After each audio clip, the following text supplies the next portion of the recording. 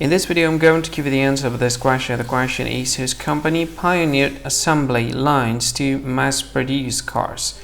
Now I'll give you the answer of this question, and the correct answer of the question is Henry Ford. Well, that is the answer for the question. Hi, thank you so much for watching this video. If you find this video is very useful, you can help this channel to grow by subscribing this channel. Click this subscribe button and don't forget to like this video. And if you find this video is not really good, or you don't really like this video, or you kind of feel that it's a little bit offensive or something like that, you can click this one, dislike button. You can do that anyway.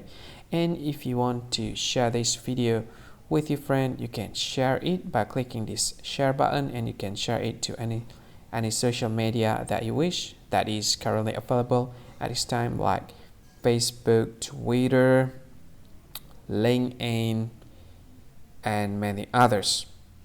Right? And if you want to add this video to your playlist, you can click this one. You can watch this video later, and you can find more options by clicking these three dots. And yeah, don't forget to subscribe. I think that's all of it. Thank you so much for watching this video, and see you again in another video. Bye bye. See you again.